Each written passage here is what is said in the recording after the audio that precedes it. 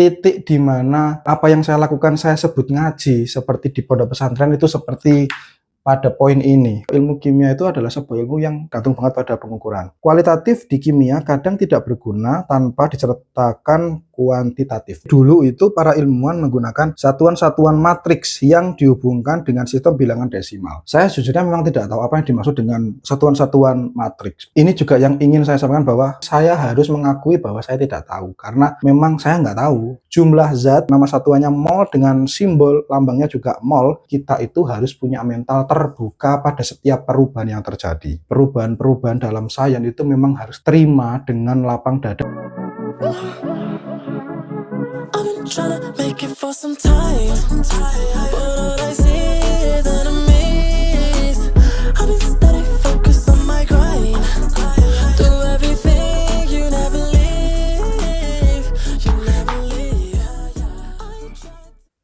Assalamualaikum warahmatullahi wabarakatuh.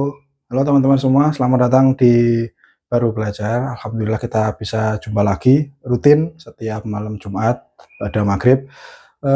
Pada malam hari ini kita akan melanjutkan apa yang sudah kita bicarakan selama berminggu-minggu ini dengan tetap konsepnya adalah dikit-dikit aja yang penting istiqomah.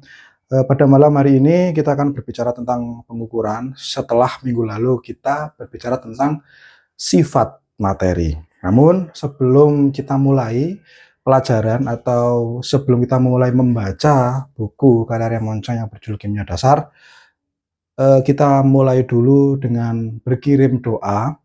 Pertama adalah kepada kedua orang tua kita, yang kedua adalah kepada guru-guru kita, dan yang ketiga adalah kepada Raymond Chang yang bukunya kita baca setiap minggu. Kepada semuanya yang sudah disebutkan, Al-Fatihah.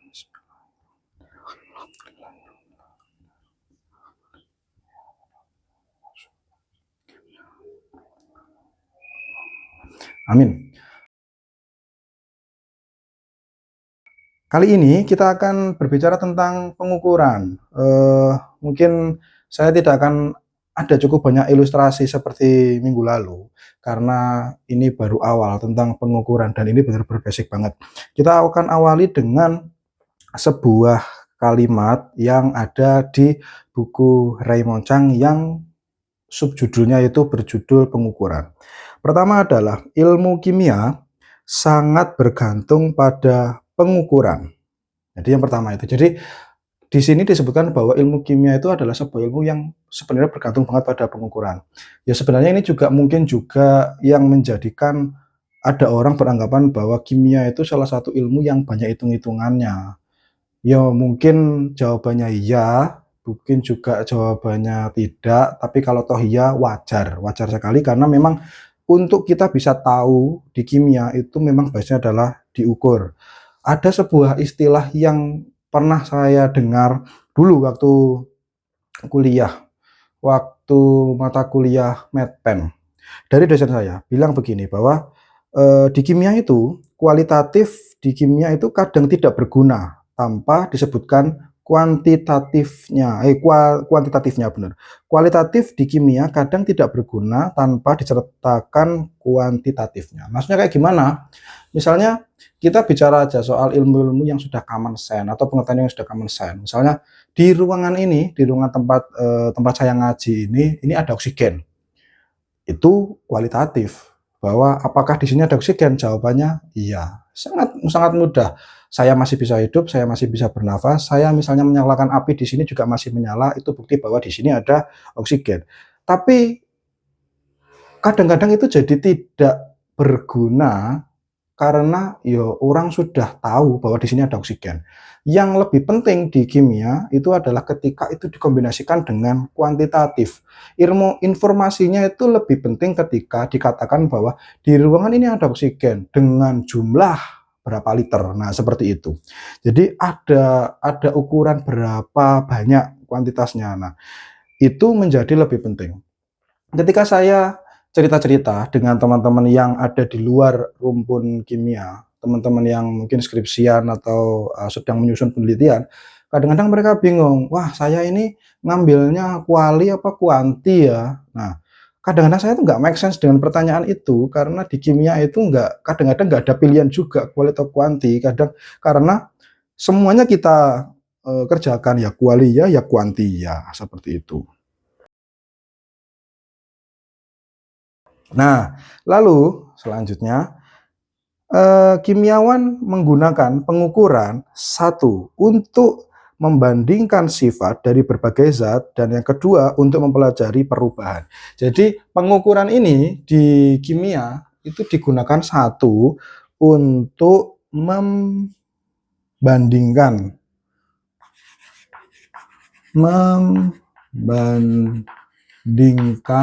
sifat. Yang pertama ini. Yang kedua adalah untuk mempelajari perubahan.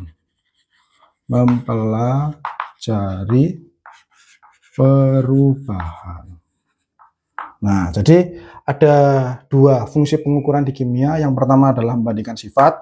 Sifat yang seperti kemarin kita bicarakan ada dua itu, yakni sifat fisika dan sifat kimia. Ditambah juga ada sifat ekstrinsik dan sifat intrinsik, itu membandingkan sifat, itu juga dengan menggunakan pengukuran. Dan yang kedua adalah untuk mempelajari perubahan. Titik di mana apa yang saya lakukan saya sebut ngaji seperti di pondok pesantren itu seperti pada poin ini. Kalau teman-teman baca bukunya, kalimat itu memang hanya berbunyi kimiawan menggunakan pengukuran untuk membandingkan sifat dari berbagai zat dan untuk mempelajari perubahan yang terjadi. Nah, kalau di pondok pesantren itu kadang-kadang per kata diberikan pemaknaan lebih dalam, dan saya mencoba untuk memaknai itu lebih dalam. Kalimatnya adalah bahwa fungsi pengukuran untuk membandingkan sifat. Seperti apa membandingkan sifat itu? Mari kita coba ingat minggu lalu ketika kita bicara tentang sifat fisika dan sifat kimia. Saya mau ambil contoh misalnya sifat fisika. Sifat fisika zat. Nah, sifat fisika adalah sifat yang perubahannya itu hanya berubah fasa atau berubah wujud, tapi tidak ada perubahan zat di situ. Artinya tidak ada proses putus nyambungnya ikatan. Kemarin kita bicara tentang sifat fisika, itu ada macam-macam seperti warna, rasa, bau, habis itu berat, habis itu perubahan fasa dari cair menjadi gas, terus bisa menjadi padat juga. Nah, saya akan coba ambil satu di sini, misalnya sifat fisika itu titik didih. Nah, titik didih. Kalau misalnya kita itu membandingkan sifat, satu air, yang kedua itu etanol. Dengan menggunakan pengukuran, dengan menggunakan alat ukur, kalau titik didih kita akan cari tahu gimana ya caranya ngukur sifat, bagaimana cara ngukur sifat untuk titik didih. Titik didih basisnya adalah suhu. Lah suhu itu satuan internasional kan Kelvin ini. Meskipun umumnya kita juga menggunakan termometer, tapi kita harus tahu mana termometer. Celcius. Nah, tapi kita harus tahu bahwa umum digunakan belum tentu itu satuan internasional. Satuan internasional kan Kelvin. Nah, bagaimana caranya kita mengukur suhu? Ya dengan termometer alatnya. Akhirnya kita tahu pada tekanan, pada pressure 1 atm, harus ada ini dulu, air itu memiliki titik didih 100 derajat Celcius dan etanol memiliki titik didih 78,3 derajat Celcius. Nah, kita jadi tahu sifat dari zat dibandingkan dengan alat ukur, yakni tadi ini menggunakan termometer. Nah, seperti itu. Lalu, pengukuran juga digunakan untuk mempelajari perubahan. Perubahan itu kan bahasa lainnya kita bisa sebut dengan reaksi kimia. Nah, mempelajari perubahan, misalnya dengan apa? Dengan mempelajari laju reaksi. Kita tahu bahwa laju reaksi itu ada banyak jenisnya. Ada orde 0, ada orde 1, ada orde 2, dan masih banyak yang lain. Nah, karena ini laju reaksi, ini berhubungan dengan waktu. Apa satuannya waktu? Satuannya adalah detik. Cara ngukurnya dengan apa untuk mempelajari perubahan ini? Untuk mempelajari bagaimana suatu zat itu bereaksi dengan, ya kalau waktu misalnya dengan stopwatch. Kan begitu. Nah, hal-hal seperti ini, termometer, stopwatch itu kan sesuatu alat ukur yang sangat biasa kita gunakan di kehidupan sehari-hari. Nah, ada penggaris, ada timbangan, kalau di lab itu ya ada labu ukur, ada buran dan sebagainya. Itu adalah alat ukur yang digunakan untuk mengukur, kalau di buku ditulis itu mengukur sifat makroskopis atau sesuatu yang dapat dilihat langsung. Itu sifat makroskopis. Nah, selain sifat makroskopis, zat itu juga punya sifat mikroskopis atau dalam tingkat atom atau molekul. Nah, gimana caranya? Sebenarnya dengan menggunakan apa namanya, alat-alat ukur seperti ini itu bisa, tapi akan lebih jauh kita bicarakan besok waktu sudah bicara tentang atom, gitu. Nah, selain itu, selain apa namanya, pengukuran di sini, itu kita itu harus berkenalan dengan satuan, dan satuan itu menjadi sangat penting di kimia, karena tanpa satuan, nilai yang muncul itu tidak berguna. Misalnya gini, di ruangan ini suhunya 25. Apa makna dari 25? Harus ada satuannya. 25 apa? 25 derajat Celcius. Oh, 27. 27 apa? Lah kalau nggak ada satuannya, apakah yang dimaksud Kelvin? Nah, kan nggak tahu. Ya, jadi harus ada satuan, dan satuan itu menjadi sangat penting. Lalu kita akan masuk ke satuan internasional. Ilmuwan zaman dulu itu kalau di buku, nah meskipun saya juga tidak tahu apa yang dimaksud dengan ini. Jadi dulu itu para ilmuwan menggunakan satuan-satuan matriks yang dihubungkan dengan sistem bilangan desimal. Saya sejujurnya memang tidak tahu apa yang dimaksud dengan satuan-satuan matriks. Ini juga yang ingin saya sampaikan bahwa saya harus mengakui bahwa saya tidak tahu, karena memang saya nggak tahu gitu loh. Kalau teman-teman ada yang tahu ya silakan berbagi ilmu pada saya, silakan ditulis di kolom komentar. Kira-kira apa yang dimaksud ya? Ilmuwan dulu itu menggunakan satuan-satuan matriks yang dihubungkan dengan sistem bilangan desimal. Mari bareng-bareng belajar, karena memang ya saya tidak tahu. Nah, di buku itu yang mengejutkan adalah bahwa satuan internasional itu baru dibahas pada tahun 1960. Ini benar-benar informasi yang buat saya apa ya, yang dari dulu ketika belajar kimia atau belajar IPA waktu apa namanya, MTS, SMP atau Alia SMA itu kan saya sudah langsung dikasih tahu bahwa, "Oh, ini loh ada satuan internasional." Tapi tidak pernah dikasih tahu bahwa ini itu disepakati sejak kapan. Ternyata usianya itu masih muda sekali.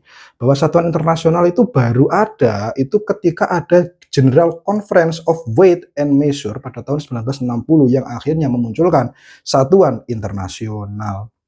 Usianya masih sangat muda sekali, bahkan lebih tua Indonesia dari satuan internasional. Nah, ini informasi penting teman-teman semua. Lalu beberapa yang disepakati itu adalah misalnya panjang. Panjang itu satuannya meter dengan lambang M. Habis itu ada massa. Nah, massa itu nama satuannya kilogram dengan lambang kilogram. Dengan lambang Kg. Meskipun di kimia itu karena jumlah kita menggunakan bahan itu gram, jarang kita itu menggunakan kilogram, seringnya menggunakan gram. Akhirnya di perhitungan-perhitungan yang muncul di praktikum atau di penelitian itu seringnya muncul dalam gram. Nah, tapi kita harus tahu bahwa satuan internasional massa adalah kilogram. Lalu waktu itu nama satuan internasional detik dengan lambang S, second. Lalu ada arus listrik, itu nama satuannya ampere dengan simbol A besar.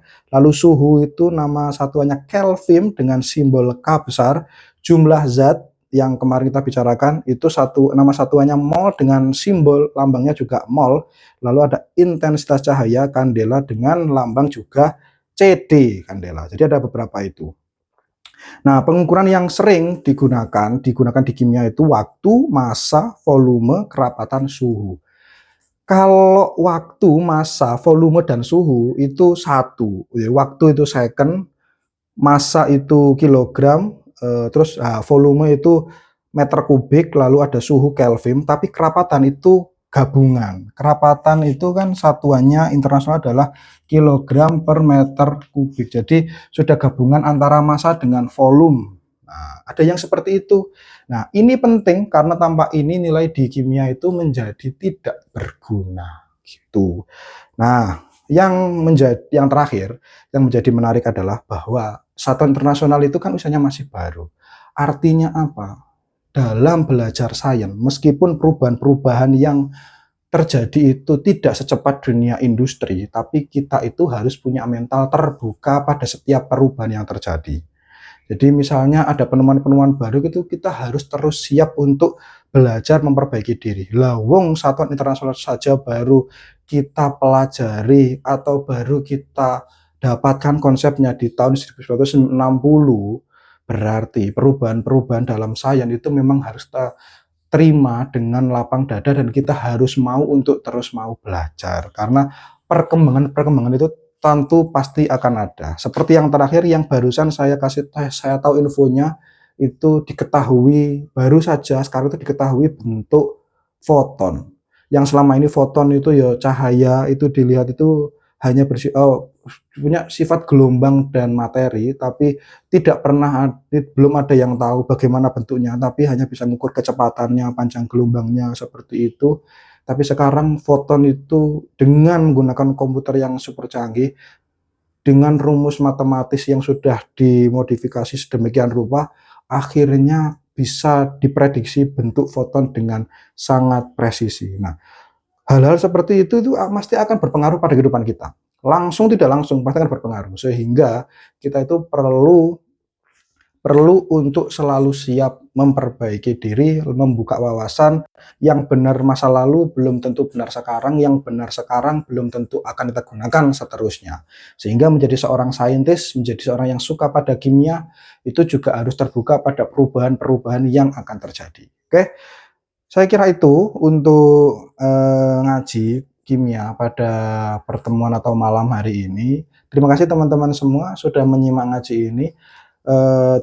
Terima kasih juga yang sudah rutin mengikuti, semoga ini ada manfaatnya untuk kita semua, lebih-lebih khususnya pada saya yang selalu ingin memperbaiki diri. Kalau ada manfaatnya buat teman-teman ya alhamdulillah.